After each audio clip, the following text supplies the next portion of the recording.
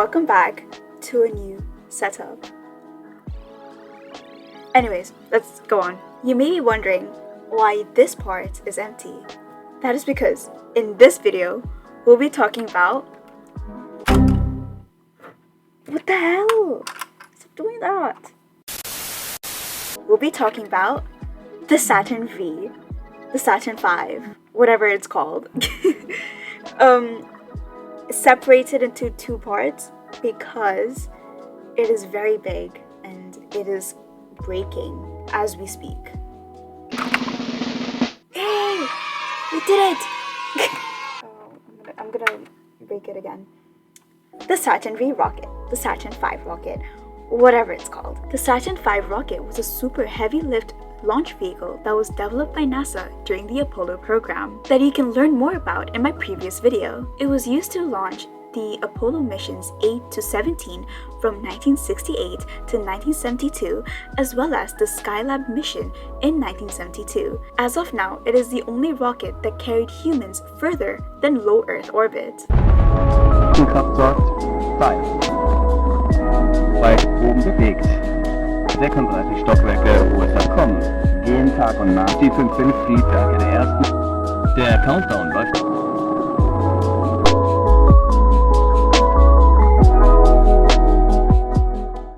The creation of the rocket began when NASA needed a launch vehicle to accomplish President Kennedy's challenge to land a man on the moon during the space race. I believe that this nation should commit itself to achieving the goal before this decade is out of landing a man on the moon and returning him safely to the Earth. NASA asked Wernher von Braun and his team to design a rocket to be put into space. The Saturn rocket, as the name suggests, is named after the sixth planet from the Sun. This is because the design evolved from the earlier Jupiter rockets, which were also designed by von Braun and were used to send satellites into space. Between 1960 and 1962, the Marshall Space Flight Center designed a series of rockets to be launched from Earth into orbit or to the moon. They were initially designed to use the Earth orbit rendezvous method. However, this was later scrapped, and instead, the lunar orbit rendezvous method was used. The EOR method is when two rockets are sent separately from Earth and later meet in orbit before continuing their mission to the final destination. The Gemini program was the first program to use this method, where Gemini 6 and 7 were first launched into orbit, and Gemini 8 was launched later to dock with the two spacecrafts. The sole mission for these spacecrafts was to attempt the EOR method. However, the LOR, used by the Saturn V, uses a single rocket to reach its destination. This method was used instead because it did not require a big enough rocket to not only splash into the ocean, but also softly land on the moon. Back to the timeline. On January 5, 1962, NASA gave its approval for the C5 rocket, the precursor to the Saturn V rocket. It was a 3-stage rocket.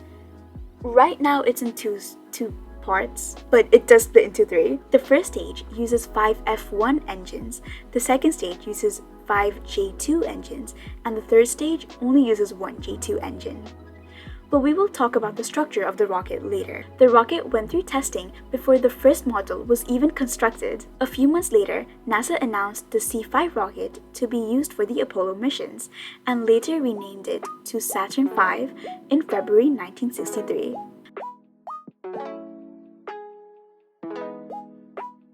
The Saturn V rocket was a modular rocket, meaning its components could be changed depending on the mission. It stood at a height of 111 meters, 18 meters taller than the Statue of Liberty. It had 3 stages, not currently, and also had an instrument unit. Each stage was designed to operate while ascending and then separate when its tasks were done in order to reduce weight. Okay, now for the first stage, which is right here. Oh. The first stage. This first stage, also known as SIC, was at the base of the rocket. It was responsible for lifting the rocket from the launch pad through lower atmosphere. The first stage was built by the Boeing Company in Michoud Assembly Facility in New Orleans, as well as the Stennis Space Center in Hancock County, Mississippi. The actual stage itself weighed around 137,000 kilograms, which later increased to 2,214 kilograms with fuel. This part was around 42 meters tall and around 10 meters in diameter. It had 5 F1 engines, which produced around 33,000 kilonewtons of thrust at sea level. The rocket used highly refined kerosene, which is a type of petrol used for aircrafts, as well as liquid oxygen as an oxidizer. The electrical power system of the first stage is split into 3 subsystems: the operational power subsystem, the measurement power subsystem, and the visual instrumentation subsystem. The operational power subsystem is present in every single stage of the Saturn V. It was an electrical system that would provide power to active and critical components.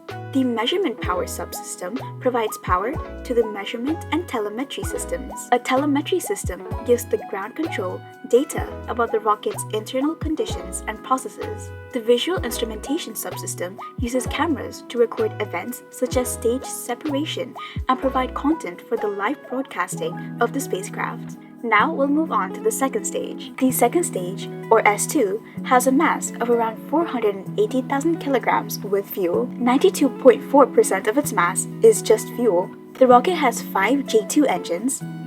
Mine has 4. I don't know what happened to the other one. My apologies. But the rocket has 5 J2 engines, with the center one being fixed, while the other 4 could move around in an axis. The engines would burn liquid hydrogen and liquid oxygen as fuel and would burn for around 6 minutes after the first stage separation.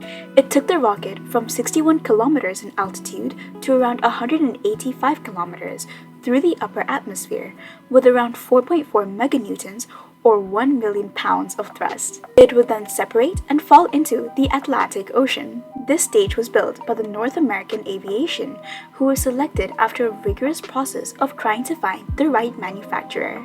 And now we'll move on to the third stage.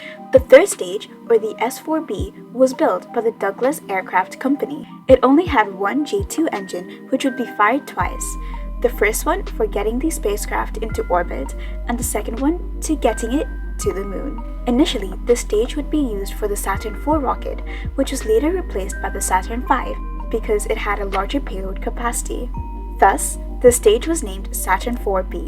This stage also uses liquid hydrogen and liquid oxygen as fuel.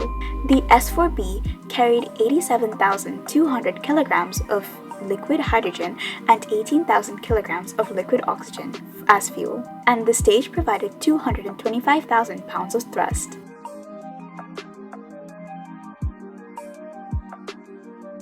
The Saturn V was used for a multitude of Apollo missions, as well as a Skylab mission, so we are going to be detailing every mission that the Saturn V has partaken in.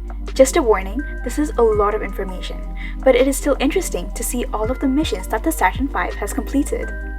First, the rocket went through facilities verification, where the rocket was used as a facility verification vehicle. It was tested to ensure the launch site, the ground control equipment, and associated operational procedures were fully functional. Then, the rocket went through dynamic testing, where it was tested to see its response to vibrations. Finally, all of the systems were tested at the Marshall Space Center. And on the 9th of November, 1967, at 12 p.m. UTC, the Saturn V made its first ever mission with Apollo 4. This was the first ever uncrewed test to ensure Saturn V could do the job and to test the Apollo command module. The command module performed a high speed and temperature re-entry to ensure that its heat shield could withstand high temperatures. On April 4th, 1968, at 12 p.m. UTC, Saturn V was launched for its second uncrewed mission with Apollo 6. However, the J2 engine led to the early shutdown of 2 engines in the second stage and prevented the third stage from restarting. This led to some components being damaged. However, the command module's main engine was used to test for the lunar re-entry instead of the third stage engines. This mission proved once again that the heat shield of the command module was effective. The command module splashed down into Earth 10 hours after its launch, but 80 kilometers off its target.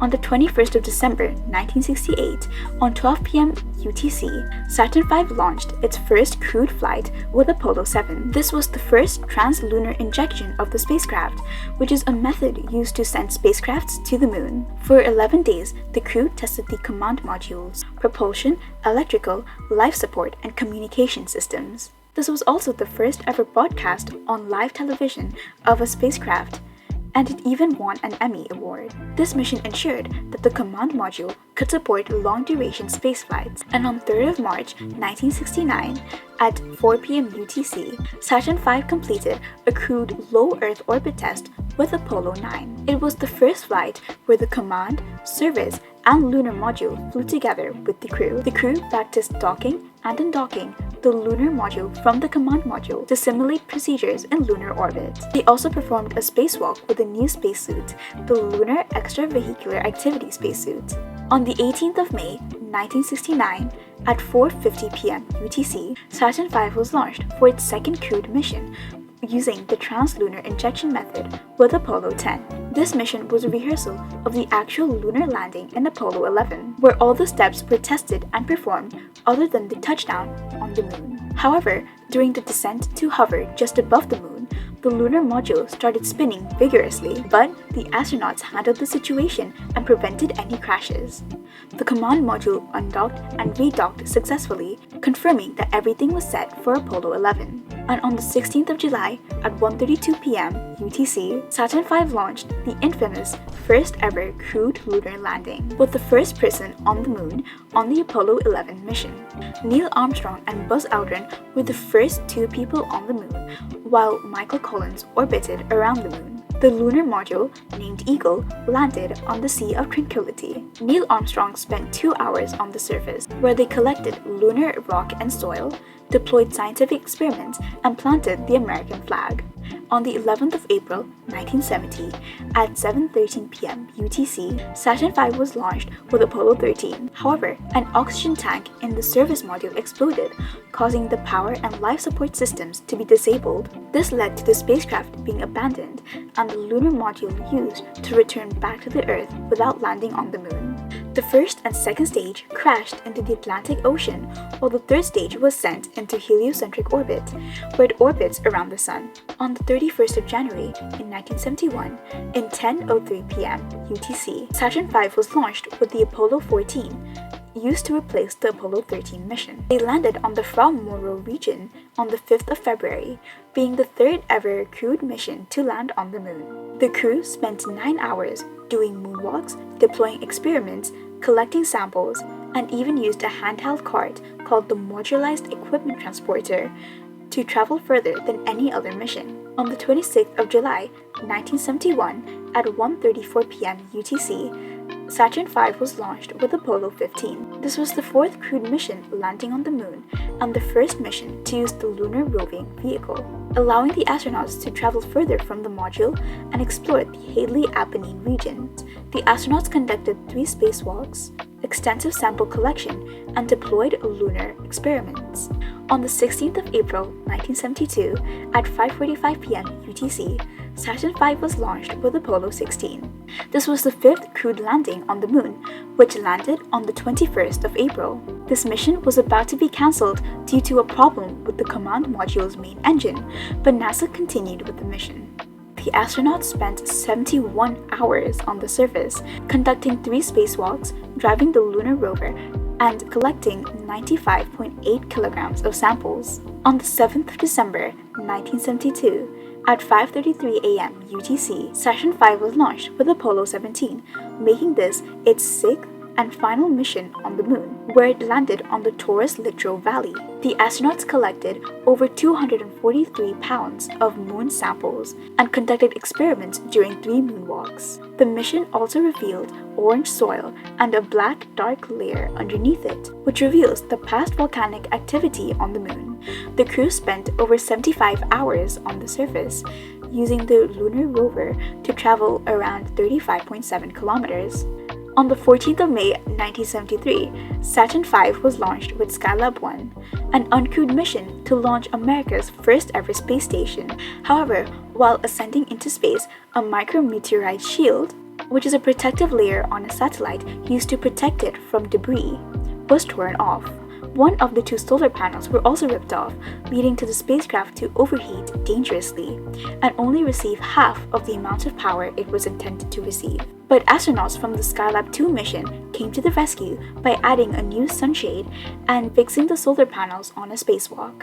Saturn V was also intended to launch the Apollo 18, 19, and 20 missions, but this was cancelled due to budgeting costs.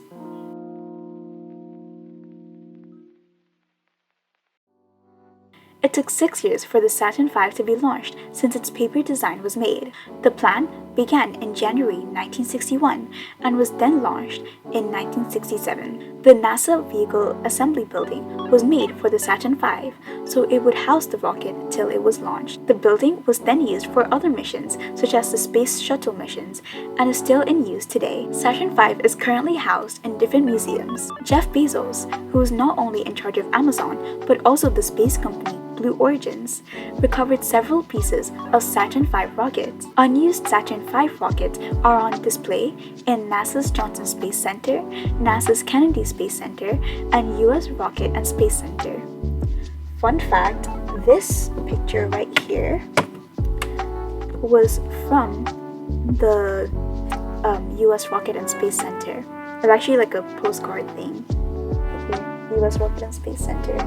But I just got it because I wanted to display it. There are several Saturn V toys that allow you to assemble the rockets. The one I have is a Lego model of the Saturn V rocket, which has 1,969 bricks, a reference to how Apollo 11 was launched in 1969. In 2013, the F1 engines from the first stage were retested to see how they work. This was used to help engineers to send rockets back onto the moon. Speaking of going to the moon, Artemis 2, which will be the first crewed mission to the moon since 1972, will probably be launched in April 2026 or even February 2026. Hi, editing me here. Artemis 2 is going to launch on March. They're estimating on around 7th of March, but it's not going to land on the moon. It's just a crewed mission to check all of the systems for Artemis 3, which will launch on around 2027, 2028, and that's the mission to the moon. Thank you for watching today's video. If you would like to learn more about different missions, make sure to check out my channel. Don't forget to subscribe, like, and hit the notification bell so you never miss a video. Bye! The operational power subsystem, the operational power subsystem, the measurement power, the operational power subsystem, the operational measurement, the operational power subsystem, the operational power subsystem, the measurement, the operational power subsystem, the measurement power subsystem, and the visual instrumentation subsystem.